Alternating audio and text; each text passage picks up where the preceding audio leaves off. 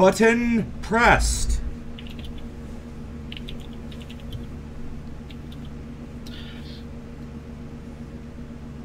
Does it work?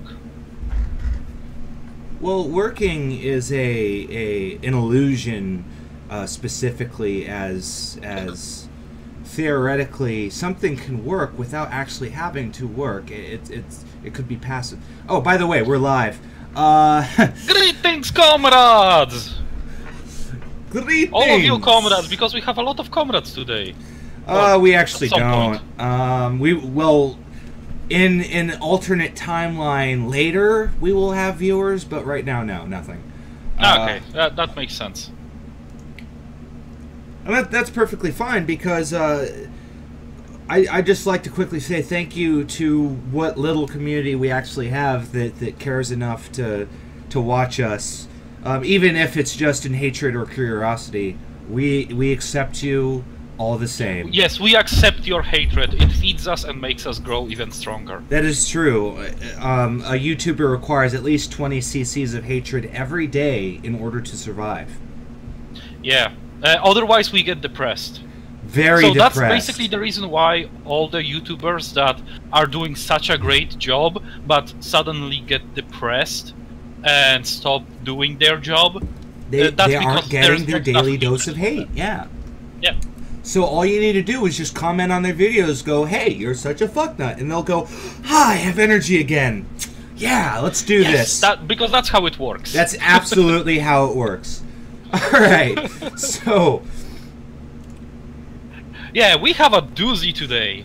We have all sorts of shit to talk about. So, something I found out over the week that drove me fucking mental is that Fortnite, a game that I closed alpha tested about a year ago, not only were they selling Founders Packs recently to go into another testing period, but I just found out that they are releasing a Battle Royale mode called Battle Royale.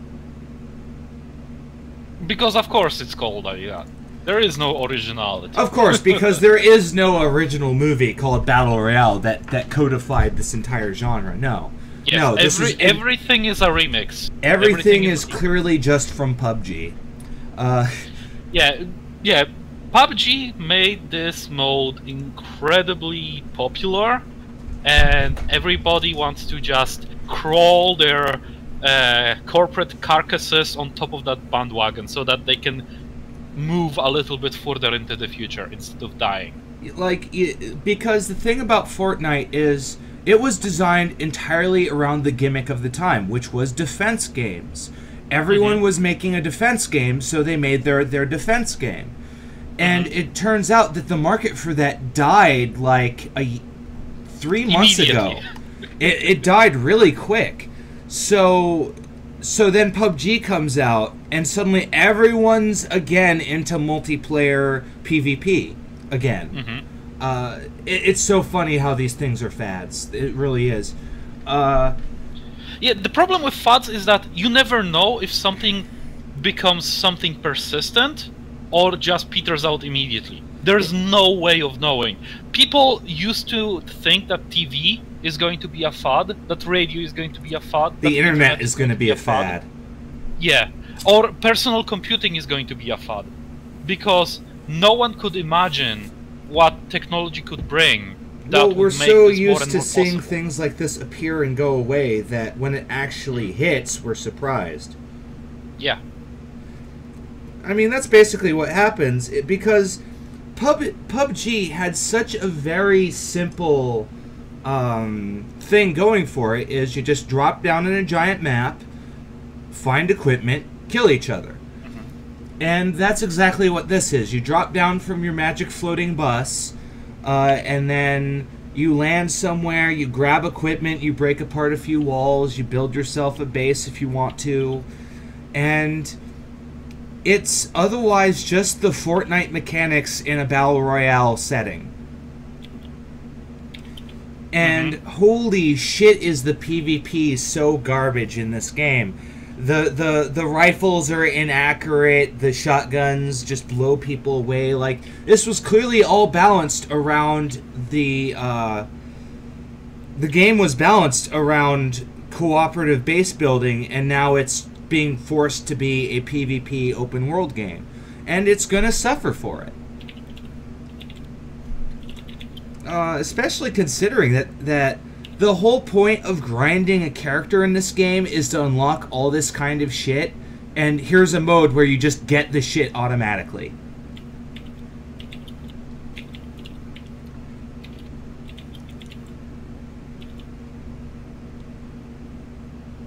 You focusing there, Jahith? Yep. I'm just making notes. Oh, yeah, we do that. We're professionals. No, but I just got really tired. I'm getting really tired of this kind of shit, because this is what happens when video games revert to copying just the standard features list. Like, oh, it's got to be PvP. It's got to be open world. It's got to let you drop in. It's got to be 100 players. On and on. You know and why on. that is? That's because corporate overlords do not play video games. No, they don't. That's not their job. Their job is to make money. If they see a feature or a element that makes money and sells product, they want that product.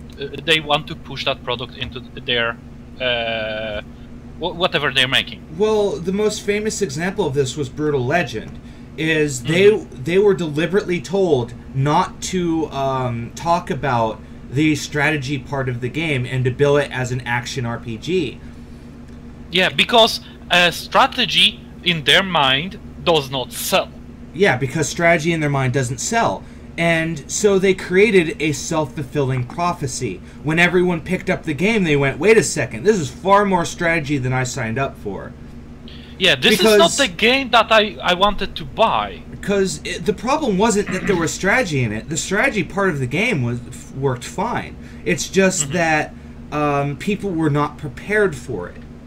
No, they wanted to have a product of one kind and got something completely different.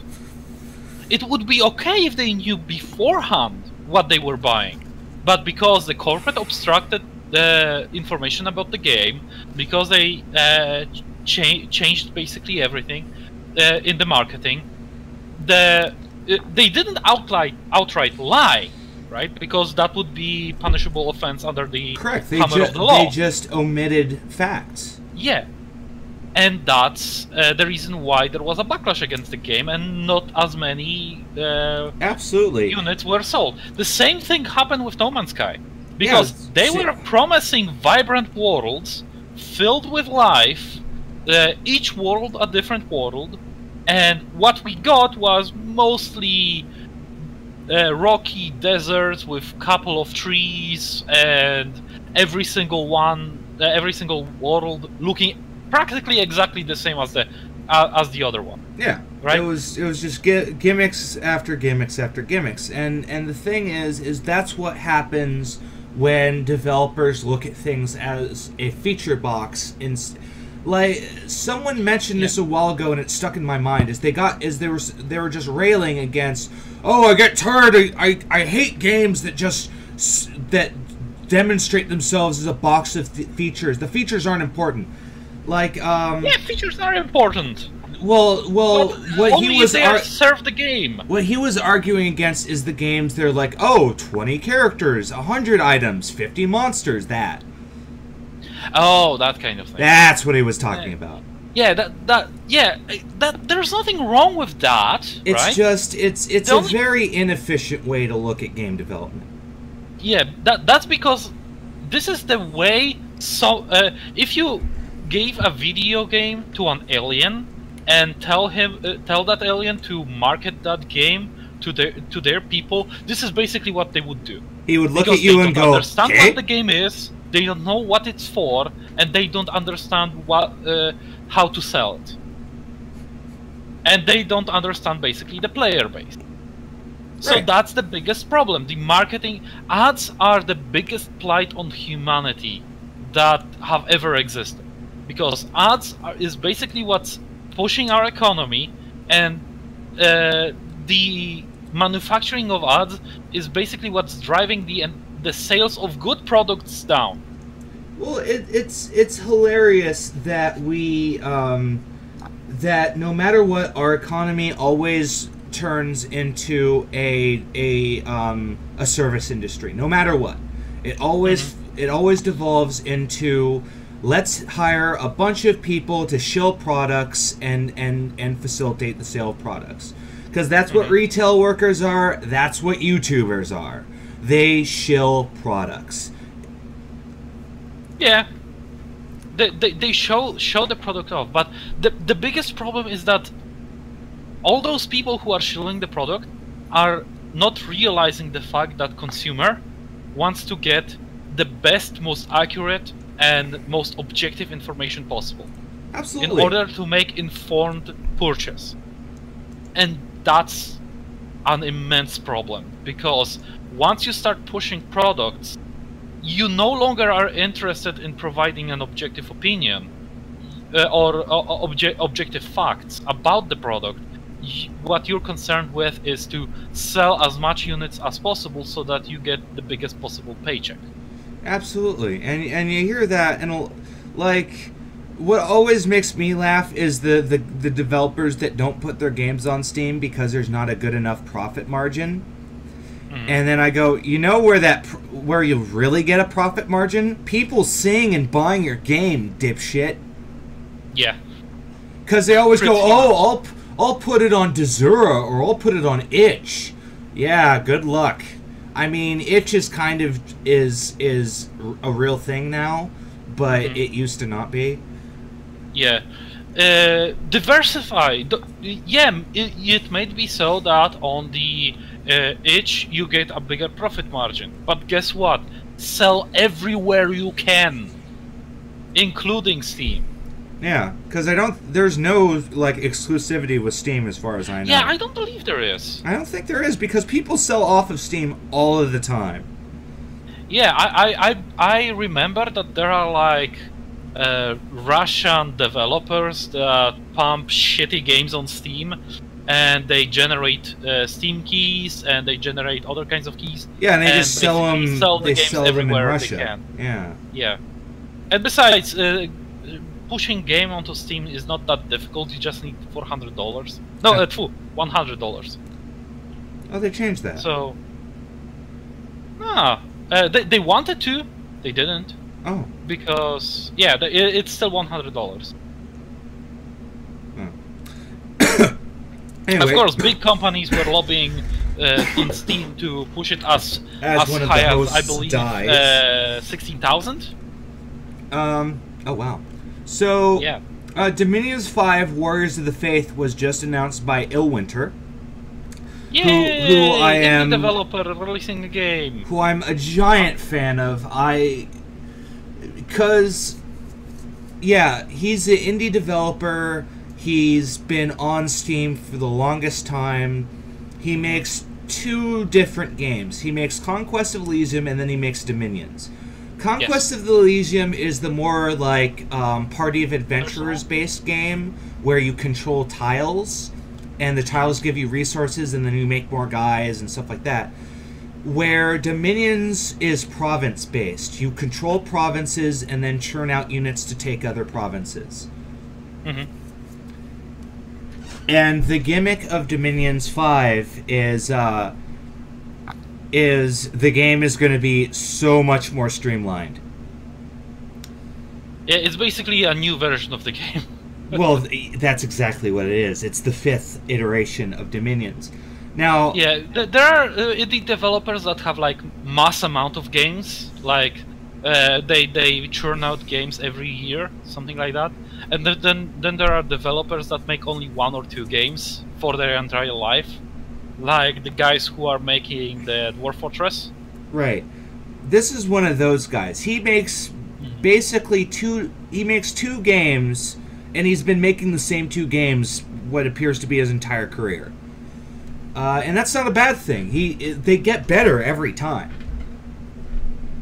For instance, the Conquest of Elysium 4, so much better than 3. You can go to like different planes and shit. Like, you can go to the elemental fire plane, you can go to hell, you can go to the ghost realm, shit like that. It's really rare and hard to do, but you can do it. Unless you play one of the classes that can just do it.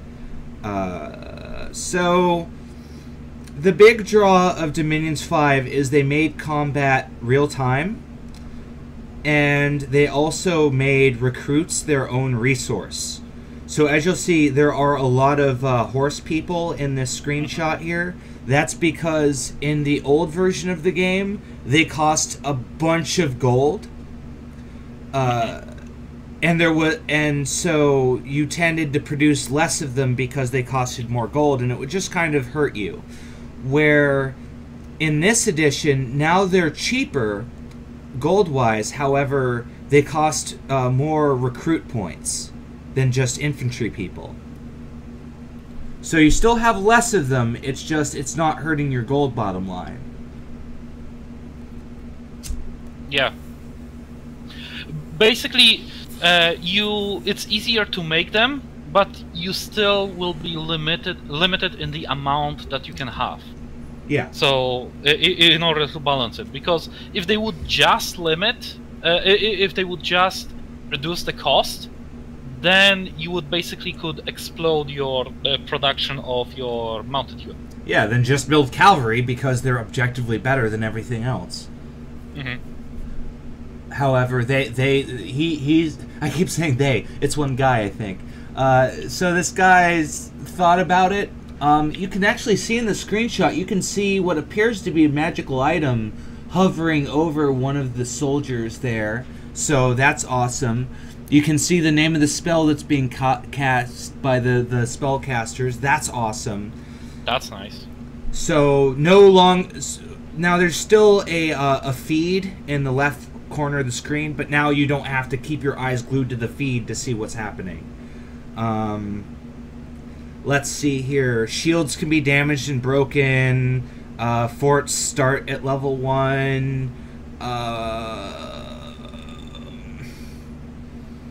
Per unit combat logs, which I kind of like. The purpose of that is, say, because there's a strategy in Dominions called Thug. And what Thug is you're playing a race that has access to a really powerful unit that you can basically send on its own, and it can fuck up a whole army. I see. Basically, being cheap. Yes. So the purpose of the per unit combat logs is to check stuff like that to see how effective your Thug build is.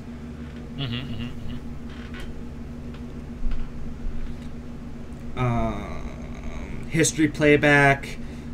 So how Dominions works in creating your character is you choose a godly form, and then you change how their sphere of influence works, and you change what magic they personally know.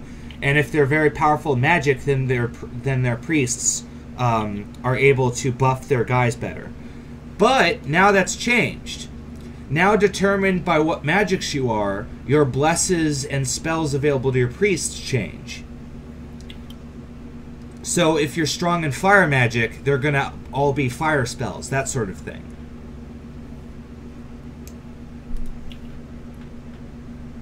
I'm really stoked about that. And then finally, they're reworking some races, and they're adding new races. The screenshot I have pulled up here is Uruk city-states, which I'm assuming is the Middle Ages version of the first city. And the gimmick with this nation is they have a commander that's really good at bringing their god back, so they're really good at god thug builds. And Sounds fancy. And all of their provinces can produce their special units, which you usually need a fortress to do. Ooh, that sounds powerful. They're expensive, though. I would imagine so. That there needs to be balance, and the guy clearly knows how to balance his game. Yeah, this guy's been doing this long enough where he understands how to balance it. Because there are still diehard fans of this game. Like, he's not making this game for no one. Yeah, I need to get into that game because there are games out there that are incredibly amazing, but have such a difficult, like, entry point. But if you can get over it, you can actually have a lot out of the game. And I believe that this is one of them. I tried to play it, but I had to put it down. I need to try again and again in order to get into the groove, because it really sounds like an amazing game. It's one of those games where you try again. I often want people to play Dwarf Fortress. Right. Because I think it's amazing, but if you don't know what you're doing, you're not going to have a good time. So you need to push yourself again and again and again to get into that game, to get to all that depth. Now oh, I like this. They just point out that they're a large size race. Like, I like that. No, but my favorite part of Uruk City States is they get chariots. Because the sacred unit for Uruk, the first city, is a giant version of this green, like, swamp monster called a Surish. And apparently Uruk just uses them for chariots. Ooh. So I am going to spam the shit out of those things.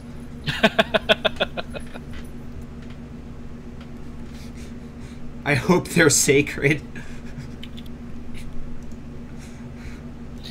Probably not, but we'll have to see how they might be. They might be. If they're a sacred unit, then oh shit, am I gonna never play any other race but these guys?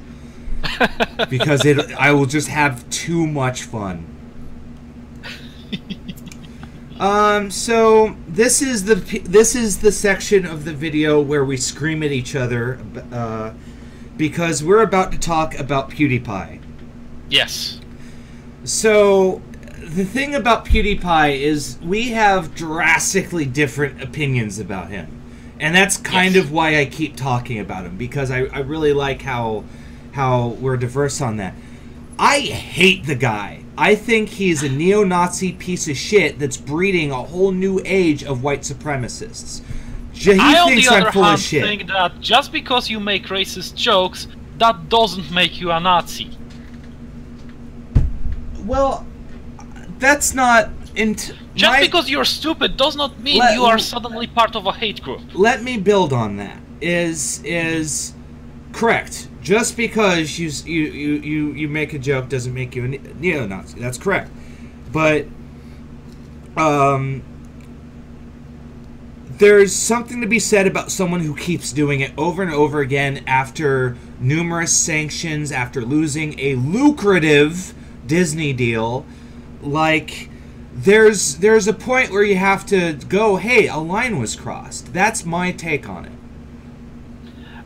My take on it is that just because he lost a lucrative deal with Disney, but I look at this like that: if he took that deal and therefore changed himself in a way he doesn't want to be changed, he would be a sellout not just to his fans but to himself. And the jokes that he's making, even though they have a racist undertone, that doesn't mean they're racist. Context is everything. He's using those jokes basically to punctuate that how stupid people are who think that he is racist. He's basically exaggerating and taking it into infinity and then back again from the other side. And that's basically what he's doing. I completely understand it.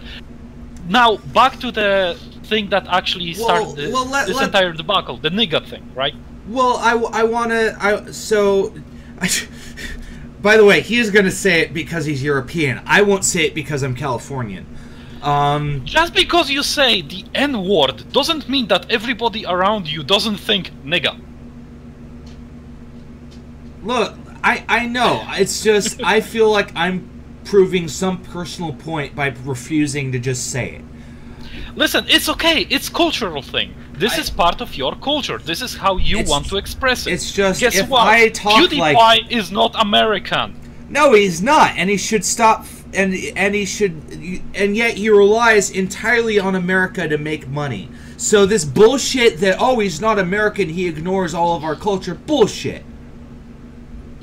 No, he makes money off of stupid American kids that go, "Hey, he said Nazi." Like what? What the fuck? I have to wonder how big is the part of his audience that are actually kids, and how much adolescent people, and how much young adults, and how much. I haven't looked at those statistics, so I can't tell you. I just know that there's definitely kids that are listening. When I hear PewDiePie, it's usually a kid that's like a quarter of my age. Whenever I hear PewDiePie, I hear silence because I never hear about him. I don't think he's big in Poland. See, I always see a bunch of kids on their phones listening to PewDiePie.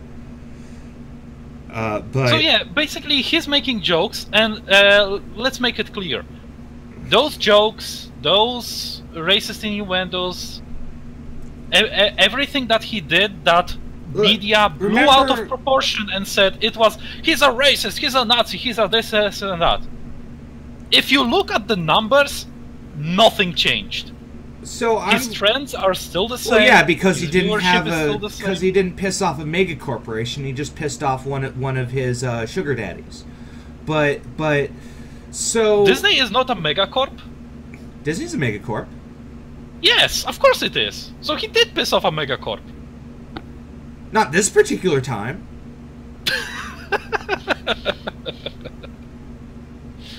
Yeah, this time he pissed off. That's why I said just sugar daddy. It's one of the people he generates money on. And for. No, on. For. He also generates money for them. Well, yeah, some of them end up becoming users, but you can't just thank PewDiePie for that. You can thank advertising for that. Wait. I don't think we're talking about the same thing. I don't think we are either. So what were you talking about? My position on this is that Sugar Daddy is the name of the company that made Firewatch. No, sugar daddy is a term that means you're using them to make money. You're using them for your money. I see. For money. I was basically suggesting that Kyle doesn't actually doesn't do anything worth making profit. Now, of course, that's bullshit. But because if he didn't, then he wouldn't be fucking rich. But on the flip side, he has to compromise between personal and politics, because all of those talking heads you see on Fox News, some of them don't believe the rhetoric that they spout on a daily basis, but they do for a very simple reason: because it makes them money. So this notion that you cannot compromise your personal politics, bullshit. Okay? I don't think his fans would fucking notice if he stopped spouting racist bullshit. I don't think his fans would notice if he stopped spanning Nazi bullshit. I don't think his fans would care if he stopped dressing up like a Nazi and saying how much he loves killing black people. I don't fucking think they would notice or care. Question. How big of a percentage is the Nazi content in all of the content that is produced by PewDiePie in the last... Don't know, don't fucking care. It keeps circulating the interweb every fucking time. I don't think it's that significant. Even if it's not significant, it doesn't take more than everyone in the world seeing him in a Nazi costume to go, oh, hey, that kid's a Nazi. Or pretends to be a Nazi. No. Sorry, you cannot go into every person's head and make them go, oh, he's not really a Nazi, he's He's just wearing it to make a point. No, he's not a comedian. You don't make the comedian concessions for someone who is not a comedian. He is not a comedian. He's a YouTuber. Okay, even if he's not a comedian, if I make a racist joke, that doesn't mean that 100 people are suddenly, I'm a Nazi now. It's not monkey see, monkey do. You keep calling it a joke as if the content of what he says doesn't matter. Even if it's not a joke, I he say is not Nazi, a comedian. Nazi, he Nazi, does not get. Nazi. He does not get the magical concession that his joke is to be taken as a joke. He is not a comedian. When you're this random Joe Blow spouting, "I want the blacks to die," the people aren't going to go, "Oh, he's just joking. He doesn't mean it." You don't just knee jerk that shit. Just because someone says over and over again, Nazi, Nazi, Nazi, Nazi, Nazi. See, there's some false equivalence. That's fucking false equivalence. That's not the same thing as spouting Nazi bullshit. If I say socialist 100 times, it doesn't mean anything. It's just saying a word 100 times, just like saying Nazi. It doesn't mean anything. Him being a Nazi, that's what means something. He's not a Nazi. Yes, he is. He dresses up as a Nazi. He says Nazi shit. He pays people to say Nazi shit. He is a Nazi. Simon, whatever the fuck his name is, a Nazi. Did you even saw that video where he dressed up as a Nazi? Have you seen in what context? No, I don't watch Nazi propaganda. Then watch it, because otherwise you are just misinformed. Look, I know you really want to not believe that this Nazi kid's a Nazi, but he is. He's not a fucking Breivik, okay? He's not going about saying people should die. He made a joke and he thought that if he send, kill all Jews, send it to the guys that yeah, and his non-defense was, I didn't think they'd really do it. That's not a defense. Yes, of course, because someone somewhere at the fucking chain of command where this was going through should have had a red flag showing up, and they didn't. Okay, have you're shifting the blame here. You're shifting the blame very wildly. You're saying that it's other people's fault for not stopping him instead of it's his fault for doing the act. He did the act. He wanted to prove that they have no kind of vetting in this process. Well, that's nice. He could have done it a different way. He wanted to expose them for fucking being assholish, stupid people. And he did. And he got flack for it. Exactly, because the way he did it was not the proper way. Oh, and what's the proper way? How do you test in such a way that the other person doesn't know you're testing them? In order to show that they have problems with their vetting process. I don't know the ins and outs of this fucking website, dude. All I know is that having the entire world see you pay people to spout bullshit like that, that's not cool, dude. Of course it's not cool, but it had to be shown. Ever since that this went out into the world, they changed their process. Now they actually are vetting what the fuck they're having people say on their service, whatever it is. His fuck up made the world a better place thanks to that. Uh-huh. No longer will anyone else be able to send "Let's kill all Jews" to that service. Because it's going to be caught and it's going to be banned. Yeah, ignoring that kind of shit was probably going through the system for a long time, and it took one famous people to uncover it. No like, one whatever, dude. No one else came up with that. Bullshit. It was probably existing in the system for a long time. It's just one person managed to get everyone to notice it. And so we get to just wave them of all of their obvious personal politics. Because people don't give a fuck if you're not a personality, if you're not famous. Bullshit. There's plenty of change that's been instituted in websites by not broadcasting your Nazism across the fucking country. Okay? Oh, however, there was a lot of change that happened because of bigotry. Ever heard about Gamergate? Okay, Gamergate was a whole different thing. That was a bunch of fucking right-wing trolls pretending to be Gamergaters and then spouting a bunch of bullshit, okay? That's what happened there. Oh yes, they were all they were all trolls, they were all doxers, they were all despicable human beings, and guess what? People in the journalistic communities actually started to provide better services. Surprise, right? Because they had no legitimacy other than being internet trolls. Whoa, whoa, whoa. You shifted what I said there. I'm saying that that movement was hijacked by a subset of people who were trolls. The movement started as a legitimate criticism of gaming journalism, and then it kind of got twisted. No, it was... Well, there was a substantial part of the Gamergate community that throughout the entire thing was doing actually good stuff. Yeah. But the trolls attached to it, and that's what the media saw. Yeah, Only the trolls. They that's completely ignored the rest. Yes, and that's basically what's happening with PewDiePie. He did something. He did it for good reason. The difference is that Gamergate was a method. Take it out of context and show it. These people, media, hate PewDiePie. Well, yeah, we hate Nazis. Duh. He's not a Nazi. They want to paint him as a Nazi, because if they paint him as a Nazi, then people like you will not go to his channel and convince them, see for themselves that he is not a Nazi.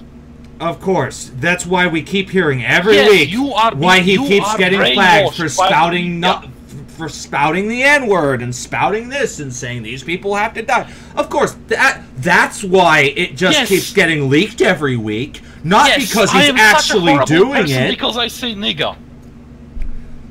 See, you keep equating that saying the word is the same thing as saying it in a hateful way.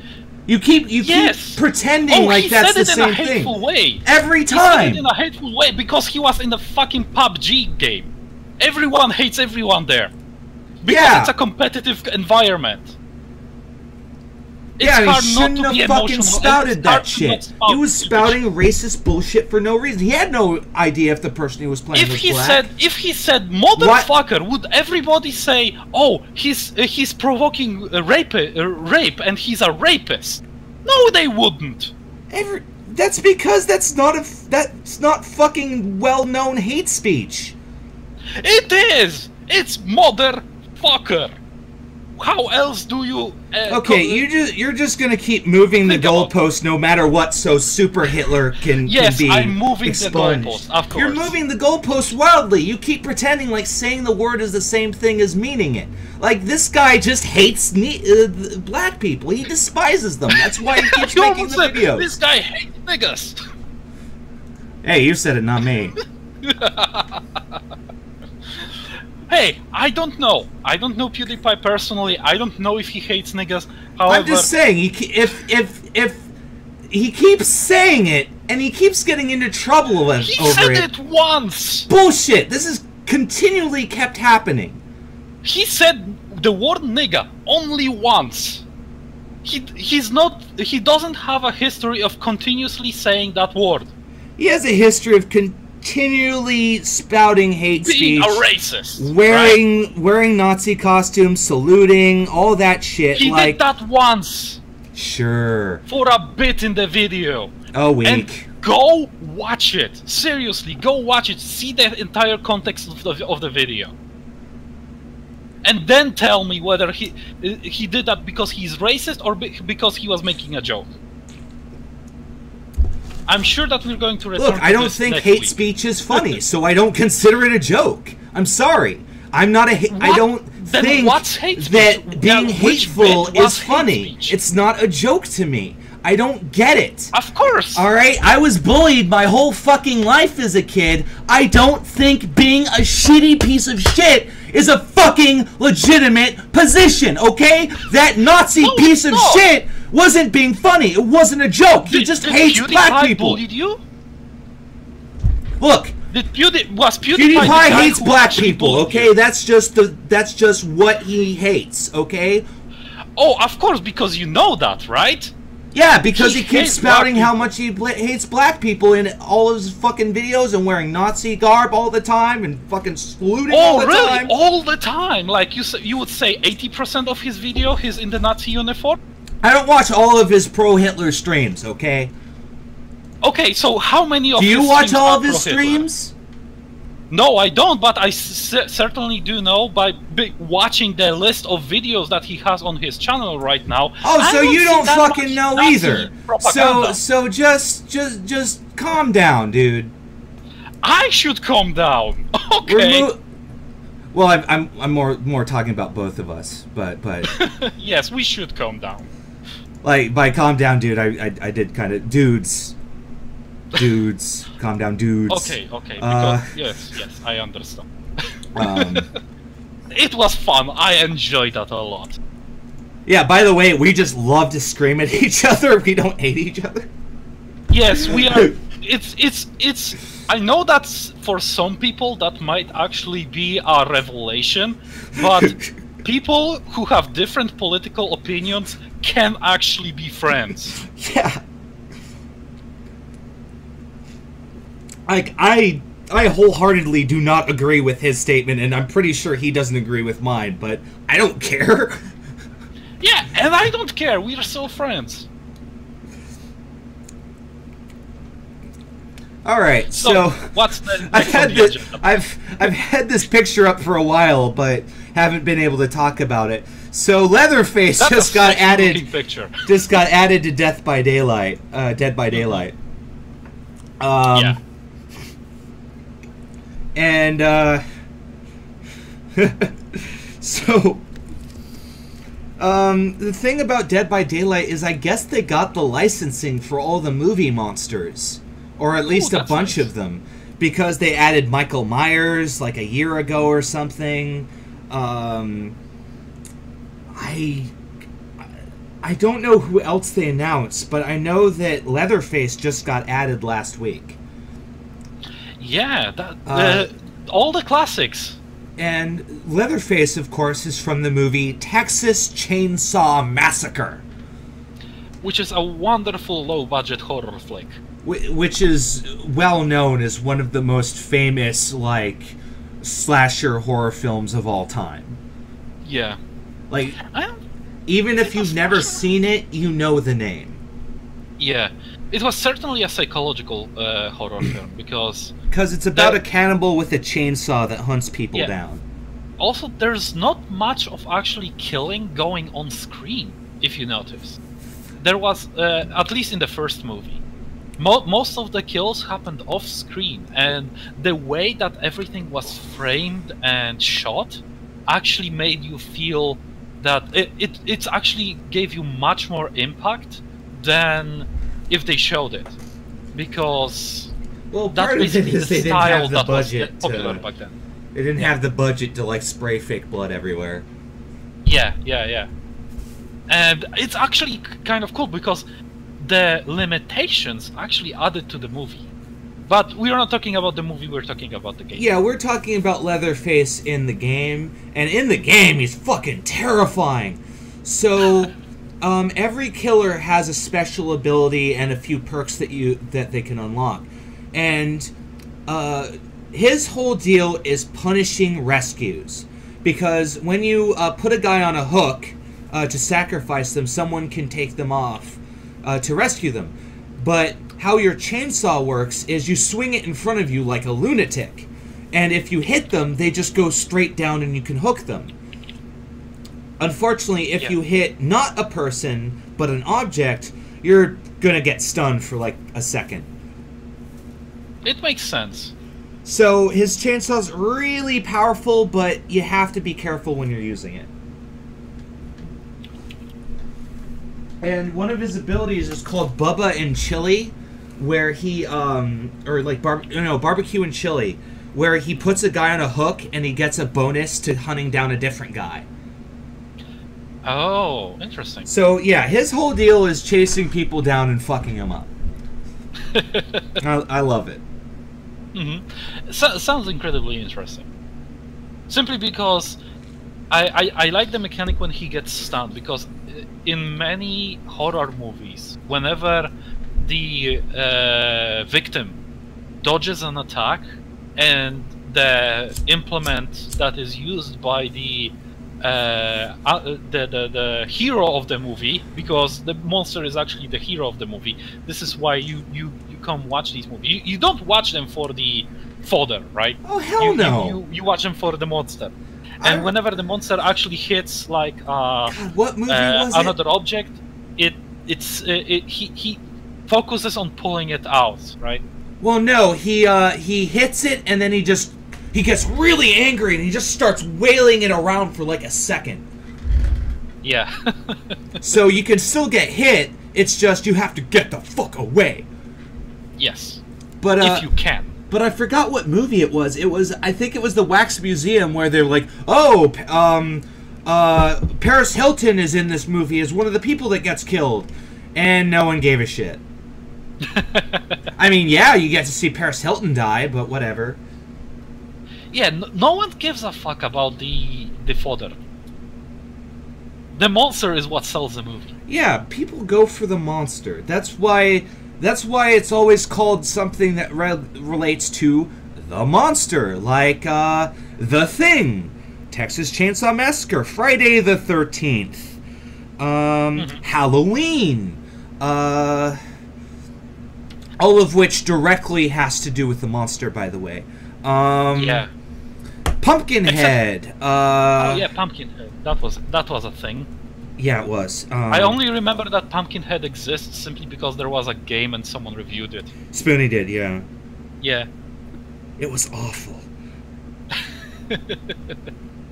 He did a follow-up with... oh yeah, he actually found the rules and talked about it. Yeah. They actually reached the end, which was interesting. Oh, that's right. He gets a guy to finally... Because he's finally just so curious, what the fuck happens if you beat this shit? And it turns out that they purposefully made this game as unwinnable as possible, and the ending was just a joke that they didn't actually think that someone will find it. That's right. Doesn't he, like, flip you off or something? Yes. No. There's like a little dance where he dances. That's right. They were so sure that no one would make it to the end that they just had the guy in the suit dance. Easter egg instead of an ending. Yeah. That's how Nintendo hard your game is when your ending is an Easter egg. But yeah, Leatherface exists and he's fun to play, kind of hard to play against, but I'm sure people will figure it out. So now on to answers nobody wanted. Is Kyle Hedgeberg a Nazi? No. Has pop culture hurt D&D or grew it? In a lot of shows and some movies, D&D has been played. The most recent example I've seen is in Stranger Things. They played D&D, but I've seen other shows that feature an episode with D&D. The Big Bang Theory as a side plot or main plot. That's the only show that does it. I'm just wondering if this has made D&D popular or hurt it and made it not change at all in popularity. Well, this is a very long and complicated discussion. The short answer is yes. The long answer is it took a while. Because what happened is D&D came out in the late 70s, early 80s, and, oh god, I think it might have been 60s. Either way, is in about the late 70s, early 80s, the churches started to get really angry about it, and because the early edition books for D&D... what did I miss? Oh, I was just talking about the roots of D&D. Okay, good. Is the clerics would see the books for first edition and go, well, this is a demonic manual that has demons and shit on the cover and stuff like that. So there was this whole church initiative to try and scare people away from D&D. Yes, their greatest accomplishment was the Mazes and Monsters movie. Oh, we'll talk about Mazes and Monsters, but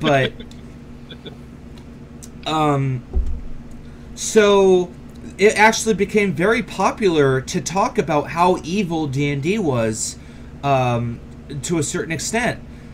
Jack Chick, who was a popular anti-thought comic creator, was he made a tract about a chick who was like taking the game way too seriously and casting spells on people and shit.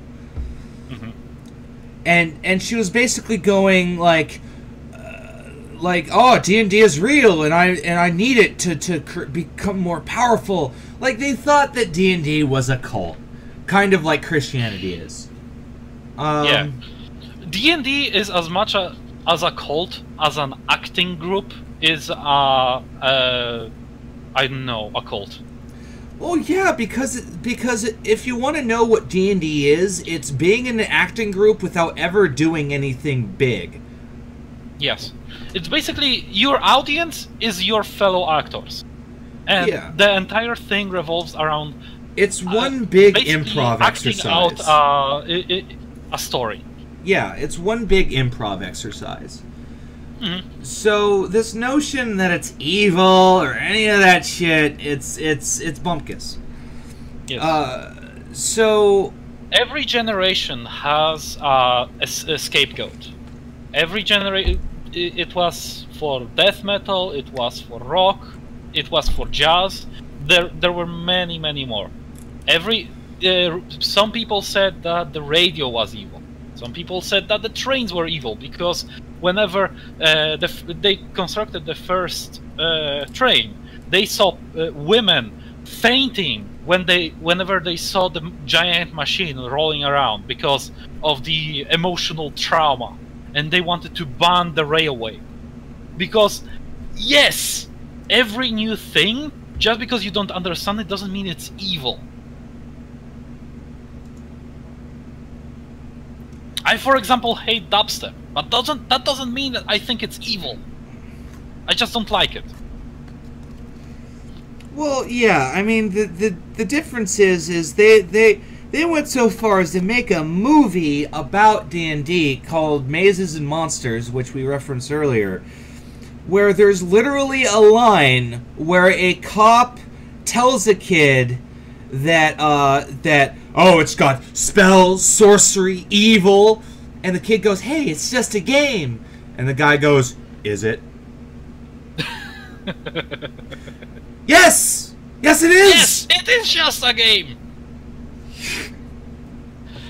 Suddenly you will tell me that you can summon fucking Satan with poker chips. Look, I'm just saying, is the same people who think you can summon D&D, or you can summon the devil with D&D, are the same people that pray every night thinking that will literally change the events of the next day. Yeah. Like, yeah, there's a correlation of crazy there. There are many sects and cults in today's day and age, and not every one of them actually believes in a god or a spirit or an alien or whatever. For instance, real Satanists, they do it just to piss off Christians. Yes, that's their entire modus operandi. They all. One guy was like a music teacher, and he held a, quote, satanic ritual at a town hall. Which was literally just him, like, in sing-song voice, praying about how he wants people to be better people and how Satan's kind of cool, but not like our Lord, but he's cool. And then we will act together in one and be nice to each other through Satan. Like, much. He's obviously just trolling them. And they're legit pissed. Yeah, because they want it. They desire. They literally the think that he's evil. cursing them. Yes. I do realize that there's an inner need for, like, I'm an atheist myself. However, I realize that there's a need for in mindset of an atheist to say to basically go up to Christians and say that religion is what your religion is doing is wrong. Well, there are shades that of kind atheism. of attitude is not going to change their mind. It's just going to make it harder. It just you have to actually convince them through level-headed and objective debate. And the problem is, it's just so hard to do that because they've gotten to the point where they train kids to purposefully rebel. Aaron Ra talks about this a lot, where he's witnessed videos, and I've actually watched a few of them myself, where they're priests that train their kids to deny. I just watched this video the other day of this guy using song to convince kids that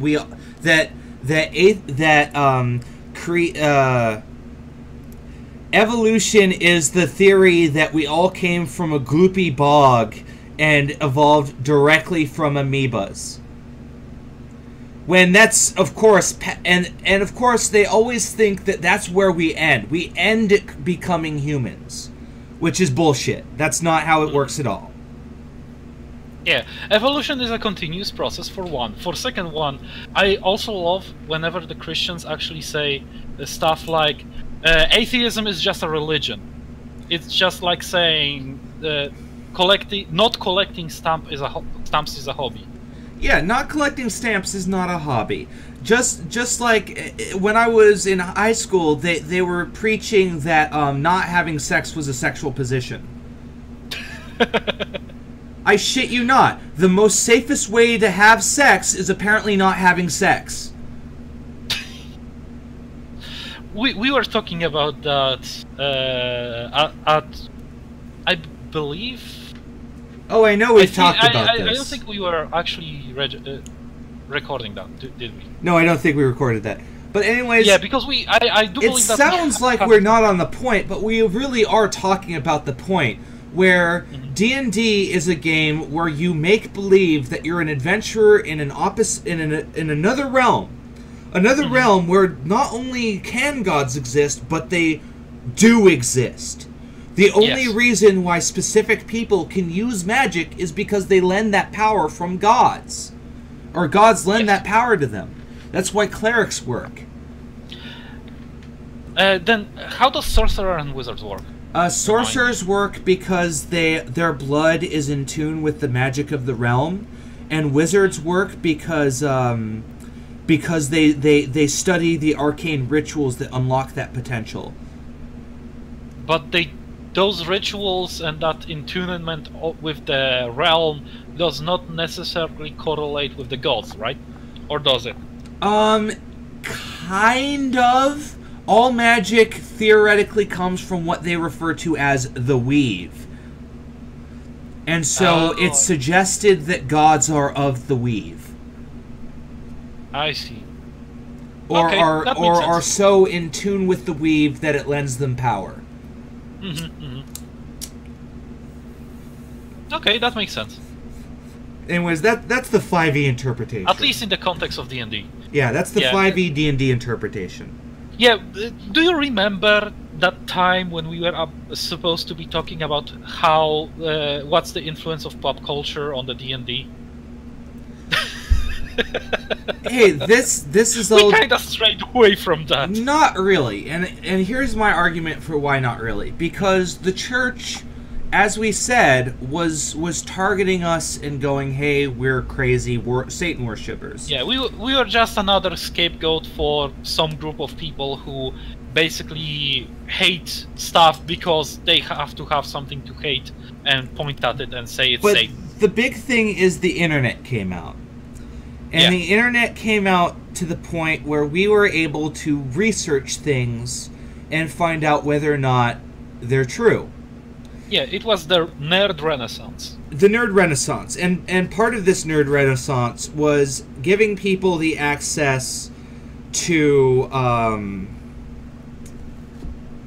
oh wow, Information. I lost the thought. Well, yes, information, but yeah, basically now you could basically go out on the internet and actually learn facts that were not available to you from the mainstream. Suddenly things were open to you that weren't open before. Just like the same happened when the printing was invented. Yeah. Suddenly massive amounts of people had access to sources that they didn't have before, and then became better people because of it. Well, and lack of information is and never part a good of this thing. of this new information age was people on average had more information. And Yes. the thing about the 70s, 80s is nerd was considered a negative term because if you were too smart, you were thought of as annoying for some reason. Because the lowest common denomination was stupid people. Let's be honest. So that changed. On average, kids had access to information from their smartphones and weren't that stupid anymore. So they realized if they were going to be calling each other nerds, then suddenly they would be making fun of themselves and stopped saying it. Mm-hmm. That's why when anyone calls me a nerd, I go, yeah, go tweet about it. Yes, thanks to people like me, nerds, you can actually tweet. You have Twitter. Because Twitter, internet, and every single job that has any kind of merit these days is pushed forward by nerds. I think my new joke is, you're such a nerd. And I go, what can I say except you're welcome for giving you all that tech. Yep. Alright, so back to the point here is that this is why shows like Harmon Quest are taking off. Like, Harmon Quest, 5 years ago, you could not launch a show that's about that's literally about playing D&D, Pathfinder. But that's what they play. They play Pathfinder. It's probably because the Wizards of the Coast people wanted too much money. No, seriously, I'm sure that's what it is. Oh, definitely. Wizards of the Coast and the Games Workshop. These are woo. Oh yeah, These are bastards. Woohoo! Money. Yeah, they are way too far up their asses. That's the only reason why you shouldn't play D&D. Not because it's evil, not because it's Satan, it's because it's Wizards of the Coast. Yeah, like now to be fair, 5th edition is amazing, but this isn't about 5th edition. This is about. I have no doubt about that. This is about the hobby. There are many other RPGs that are really worth playing that are not from the Wizards of the Coast. Well, now there are. Like, we've been playing a lot of Traveller lately, and Yes. Traveller is also old as fucking dirt. But the reason it's still around and has its own awesome edition is just simply because it was well written. Yes. It was Firefly, a interesting. very famous TV series, is actually based on that. Yeah, Firefly was inspired off of Traveller. So if you like Firefly and want to get into D&D, I recommend Traveller. Yes. It's sci-fi, not fantasy, but you're going to have a lot of fun. And I also noticed Rick and Morty can be played in Traveller. Oh yeah, actually yeah. Because Like- instead of going from the dimension to dimension, you move from planet to planet. That's the only change, really. Well, you would have a different overlay for dimensions. And Yes. And the thing about Rick is the thing about regular Traveller is, now we're really going off topic. Is the tech level you can usually get up to is 16. Rick's a fucking genius. He doesn't follow that rule. He has a tech level of at least 18, if not 20, if you're on the Citadel of Ricks. So by the nature of playing a Rick and Morty campaign, you have access to more toys than any other campaign. Yeah, but you have a lot of bullshit running after you. Oh boy, you're gonna have rivals and things killing at you like all the time. Yeah, so I imagine that you could play a Rick and Morty, but you would have to play a different Rick and Morty. Well, of course, you wouldn't be the Rick and Morty. That's the beauty of a Rick and Morty campaign, is you're just a different dimension. Yes. But what progress would there be? Rick is already, like, top level. It's not really so much as progress as it is the absence of regression.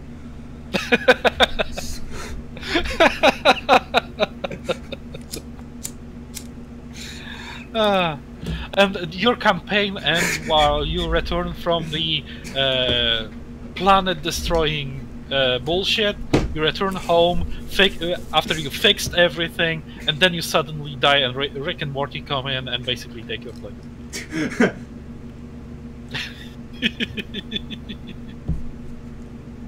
Like the immortality. Part of it is the immortality.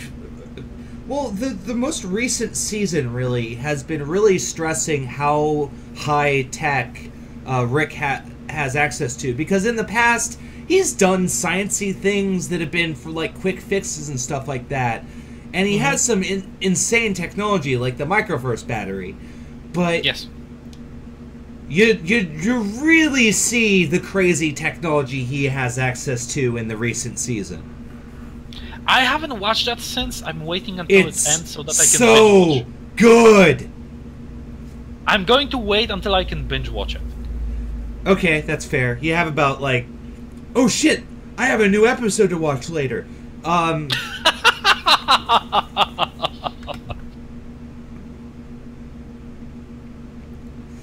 Suddenly Rick and Morty.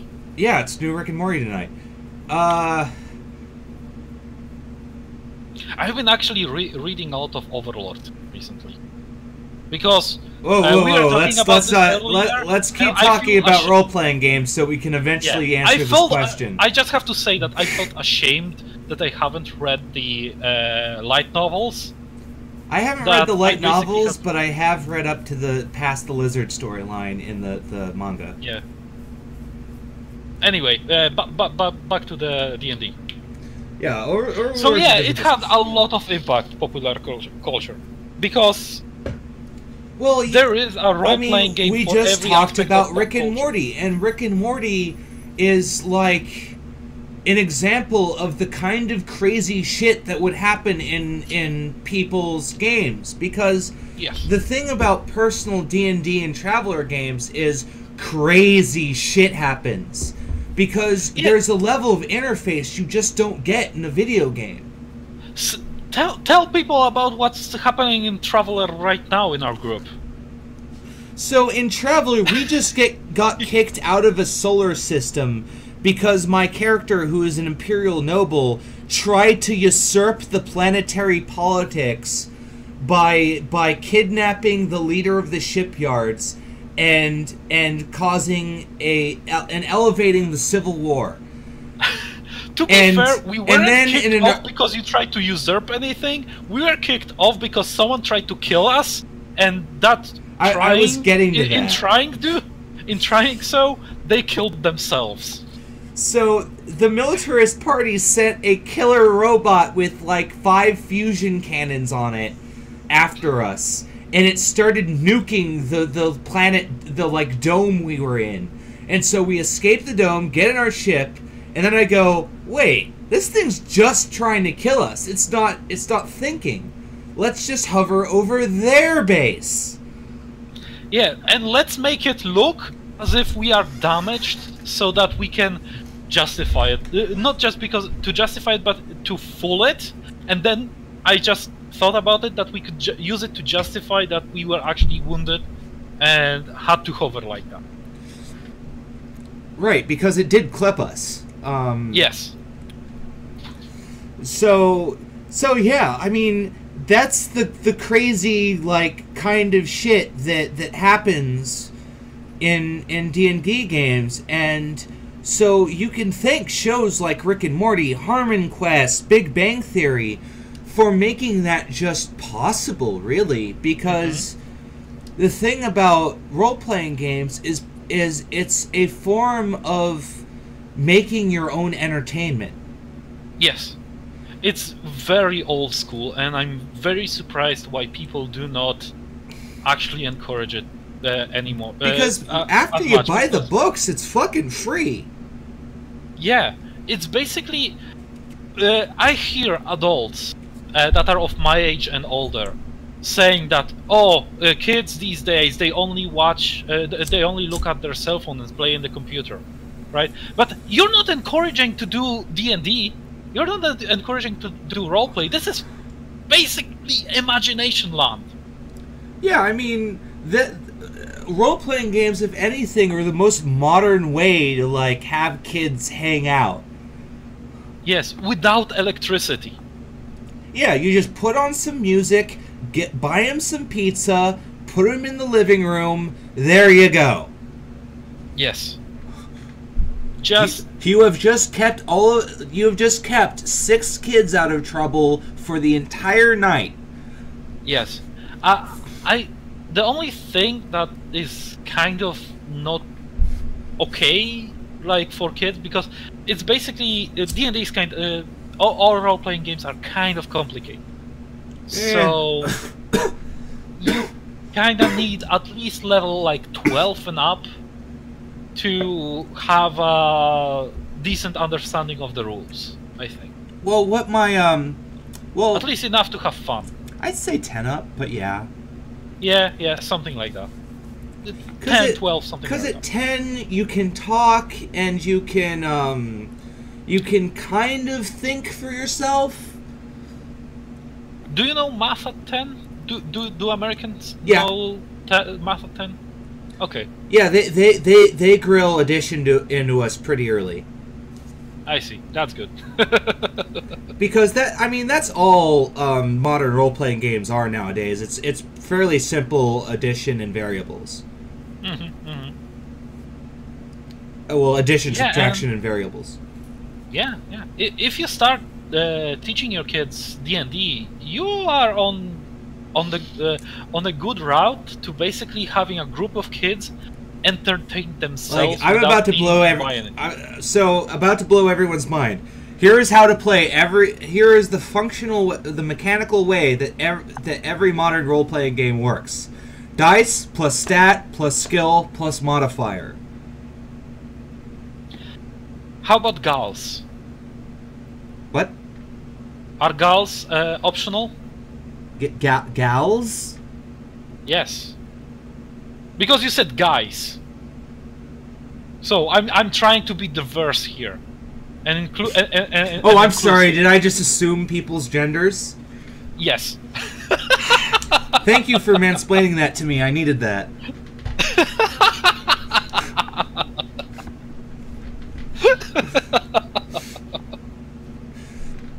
He gets the right to do this because I went into a tyrannical rant of calling someone a Nazi today. I'm not going to edit that out, by the way. I'm going to leave that in and just let the and I don't care if people look at me less for that. I deserve it at this point. Nah, you're good. I don't think people will mind. You say that until I get... You say that until Kyle Scassafras, or whatever the fuck his name is, makes a video. Oh, that Depths of Gaming guy's a total dick. Yay, we have a dick. Just one between the two of us. But anyway,